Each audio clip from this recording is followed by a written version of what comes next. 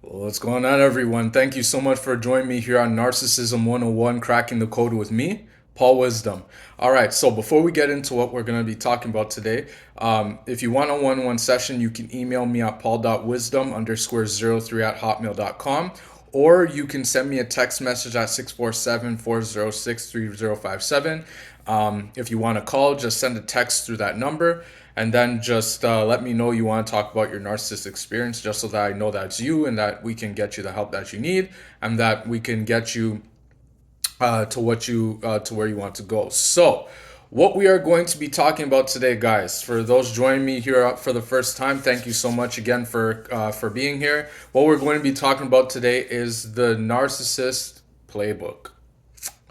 Yes, we are going to be talking about the Narcissist Playbook. So, when we talk about the narcissist, we have to remember that narcissists thrive off of chaos, confusion, and control. I mentioned this in many of my videos because it's true, and we see it in all narcissists. Narcissists, they thrive off chaos, confusion, and control. Now, when it comes down to it, we have to remember too that all narcissists are exactly the same. Now, we have different types of narcissists. We have the covert narcissist, the overt narcissist, the grandiose narcissist, the religious narcissist, the malignant narcissist, the aging narcissist. We have all types of narcissists.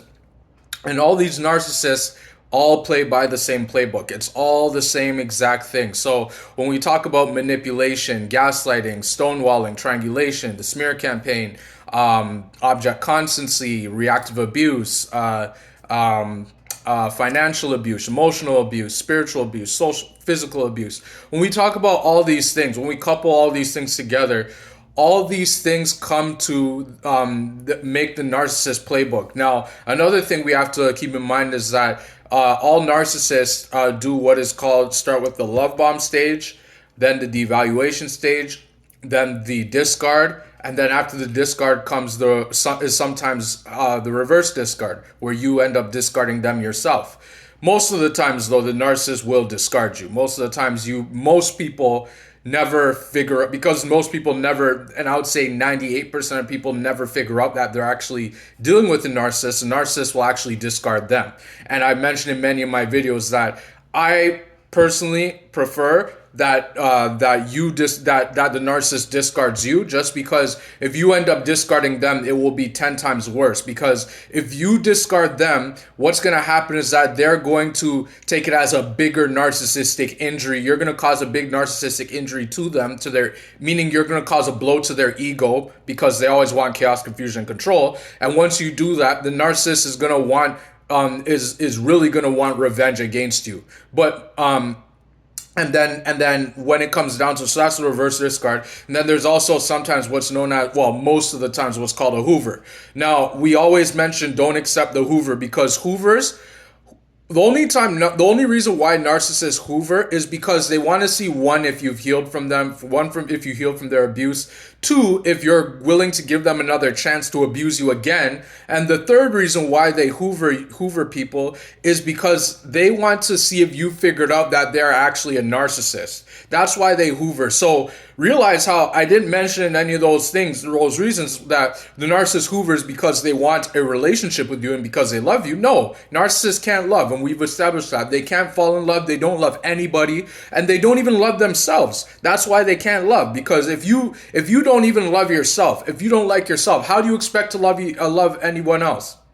Right? So when it comes down to it, we have to keep in mind that the narcissists, they all play by the same exact playbook. All the terms that I mentioned just now with manipulation, gaslighting, reactive abuse, all those many terms I mentioned, coupled with the narcissistic abusive cycle that goes around in a loop. See, when it comes down to the narcissistic abusive cycle, what you have to understand, and this is why we say when you find out someone's a narcissist, you want to get away from them as fast as possible and not want anything to do with them, is because this cycle that the narcissist, this playbook that narcissist administers, and along with the narcissistic abusive cycle, it's in a loop, like it's in a circle, like it goes around and round and round and in a circle. And the narcissists, they do this with everybody.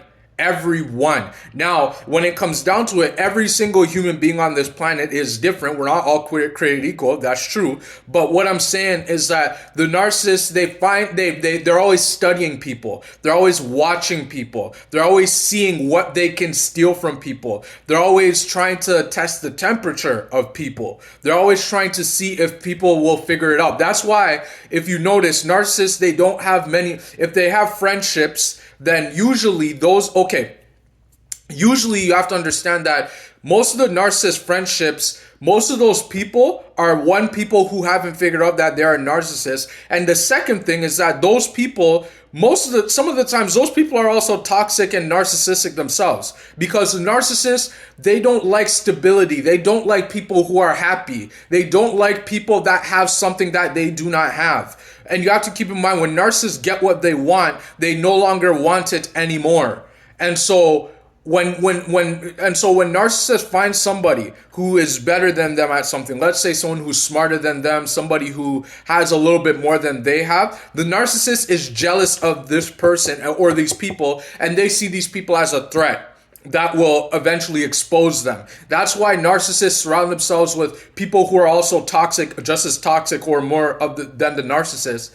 And that's why when it comes down to it, the narcissists, they're always on the go. Go. They can't sit still. They can't stop and just enjoy life the way that me and you normal people enjoy life. You have to remember, guys, narcissists, they're not normal people. You're not dealing with people who think the same way that normal people think. Right? Narcissists, they're jealous, they're envious, they're always looking. They're always looking around because they cannot be satisfied with what they have. They're always looking for what's over there, or what's over here, or what's over there, or what's over here. They can't be satisfied. They can't just be, just like me and you just be on a normal basis, right? And so when it comes down to it, with the narcissist playbook, with all these things that we've mentioned here, all narcissists, they all do this exact same playbook. It's all the same things. But you have to keep in mind when you have to know what narcissist you're dealing with. So if you're dealing with a covert narcissists are very dangerous. All narcissists are dangerous. But when we're talking about covert narcissists are dangerous in the sense that, and you need to, if you're new to my video here, go watch my video on the covert narcissists, because I will tell you all about them. But when we're talking about covert narcissists are very sneaky, and they do things behind your back. So if they're angry and upset at you about something, they won't come forth and tell you that they're angry and upset at you. They're going to let it stew inside of themselves. They're going to keep it inside, and they're going to go behind your back to their flying monkeys, or to their other people who you don't know, or people that you guys know together, or they'll go to your friends, or they will go to your workplace. Some covert narcissists are dangerous in the sense that they'll actually go to your workplace, and then they'll actually smear you, and then as a result, you end up getting fired for a reason that you don't know why. Covert narcissists, they always fight behind your back. They don't fight you to your face, because they're very sneaky people. They do things under the radar without people knowing. And so when you're dealing with a covert narcissist, they do this playbook, and think of it like this. They're doing this playbook behind your back.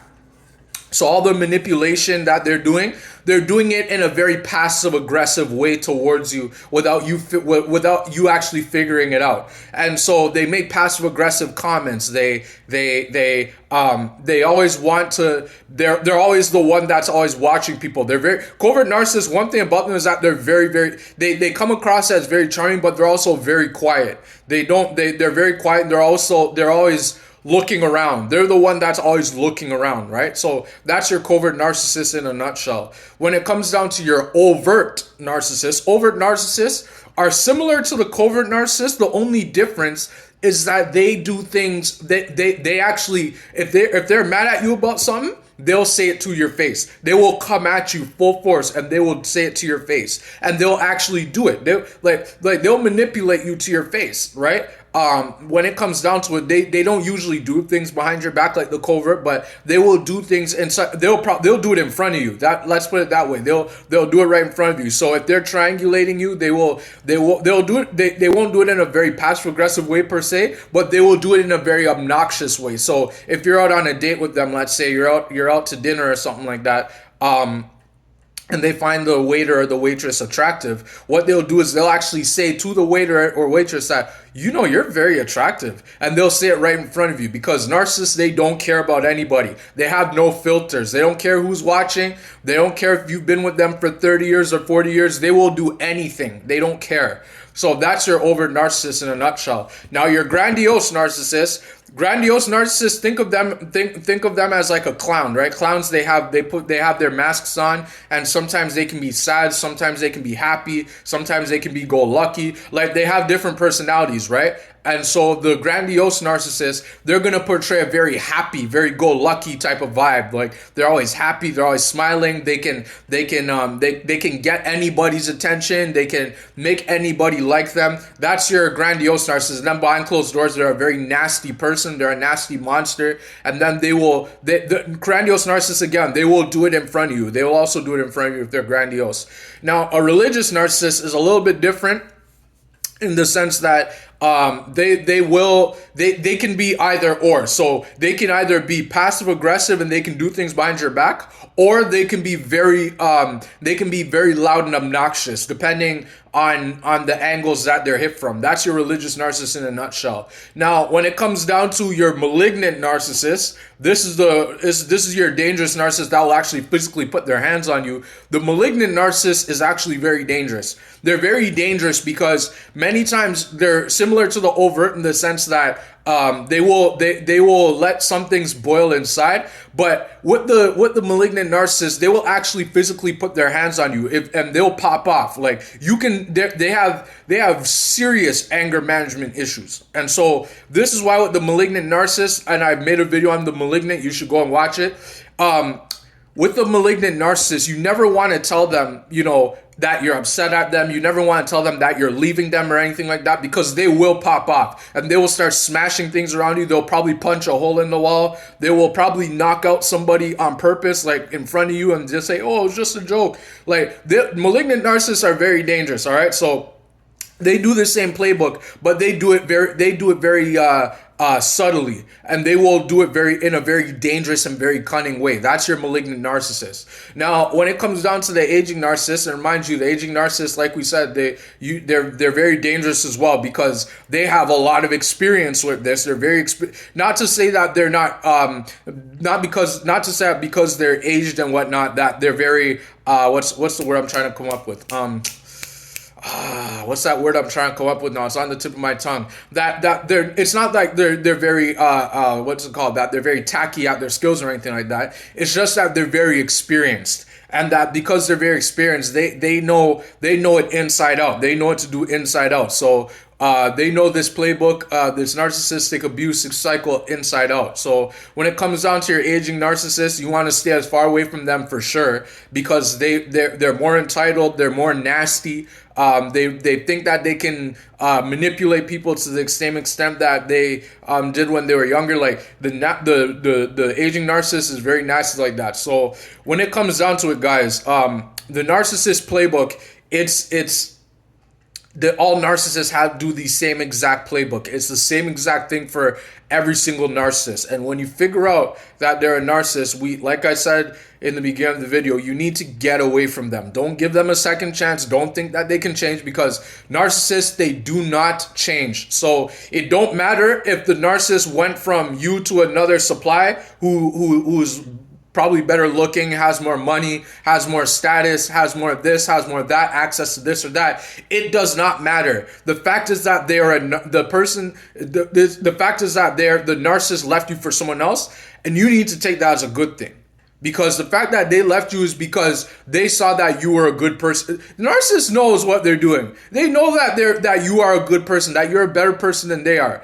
And they want to twist they want to make your life a lot more harder. They want to create a lot more injury towards you. And so they need to do something that's going to confuse you to keep you stuck.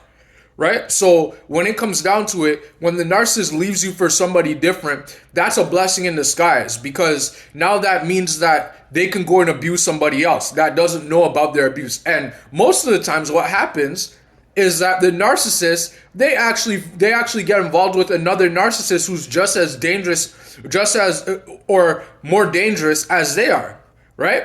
And so trust me when I say this, guys, narcissists, they're probably getting their day right now. If they don't get their day today, they're going to get their day at some point. And when they get their day, I can promise you this, they're going to wish that they didn't mess around with the people that they messed around with. Because narcissists, they're very cocky, and they think that they're smarter. They think that they're better looking. They think that they can get one over on people for as long as they can.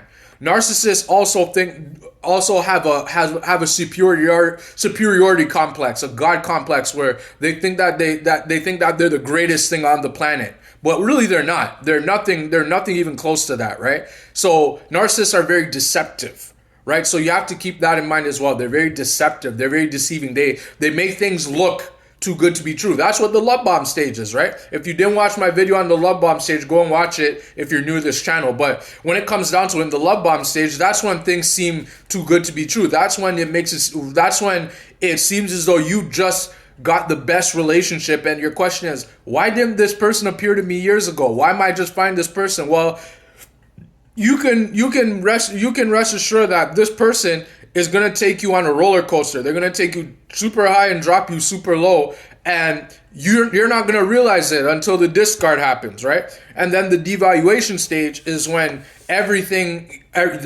you can't do anything right anymore. You went from doing everything right to now doing everything wrong. And it's going to stay that way for as long as the narcissist decides.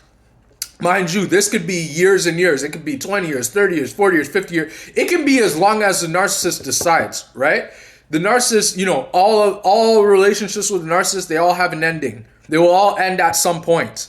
We don't know that. That's decided by the narcissist or by life itself. Those are the only decision makers that decide when your relationship ends or how long it goes for, right? But just know this, guys. Just know this. When the relationship ends with the narcissist, right? It's a blessing in disguise. Be happy that you're getting away from the narcissist, that you're the one that got away from them, right? Because the longer that you're in that narcissistic abusive cycle, that narcissistic playbook, this narcissist playbook we're talking about, is the more abuse that you're going to endure. And the more abuse that you endure, the weaker that you're going to get. The weaker that you get, the stronger that the narcissist gets. The stronger the narcissist gets, the more that they can abuse you more and more and more and more until you eventually, until that relationship breaks for good. All right, guys? So I hope that this video helped you out. Like I said, leave a comment if you know what I'm talking about. If you want a one-on-one session, please feel free to email me at paul.wisdom_03@hotmail.com, or you can send me a text message at 647-406-3057. If you wanna call, just text and let me know that you want to talk about your narcissistic abusive situation. I'll be more than happy to give you some help, some advice. I'll be more than happy to lead you and show and teach you some other things that I know. And yeah, put some comments below. I'm always learning stuff. I'm still learning stuff, right? And it's always good to learn new things, right? So yeah, guys, thank you so much for joining me here today, and thank you so much for watching this video, and look forward to seeing you on the next video. Thank you.